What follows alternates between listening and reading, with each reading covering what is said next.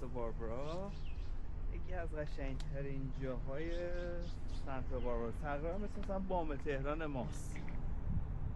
بام تهران اگه یادتون باشه همچین حالتیه، خیلی حال میده.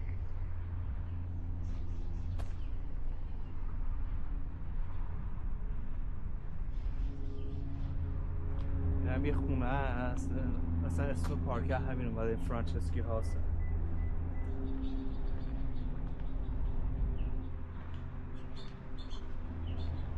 خونه هست که هیچکی تو زندگی نمی‌کنه. درختش شبیه درخت انجیره میباش که به زمین افتاده. جان انجیر نباشه ها، ولی هرچی هست یه چیزی هست. این چقدر خشنگه اینجا.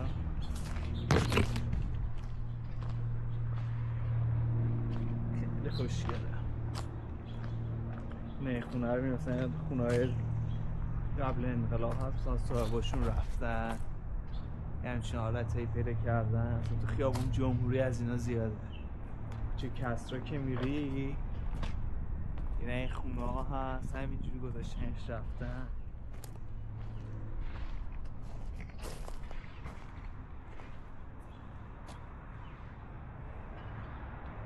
کل شهر رو میتونی ببینی.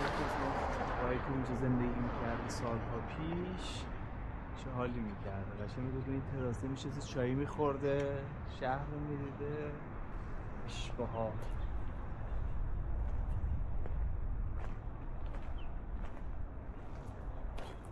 جالبه خونه، میبینیم مثلا استمپ های مختلف داره.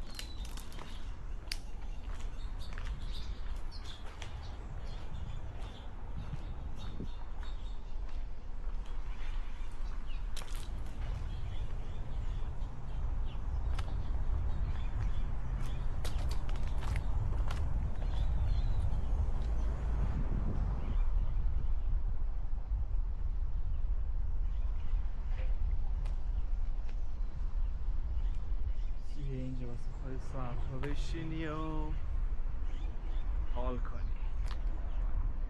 خیلی جای باحالیه. نه اونجا رو یکی تپهه کازم هم اونجا زندگی میکنه.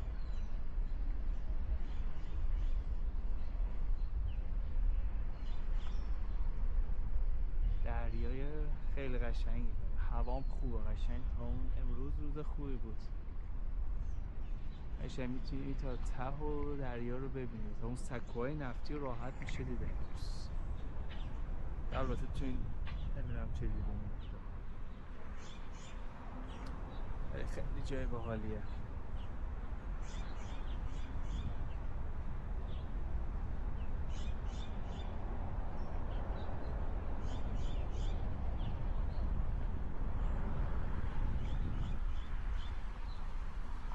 خیلی جای باحالیه. بیا اینجا چیل کنی، همینجا بشینی واسه خودت، هوا خوب.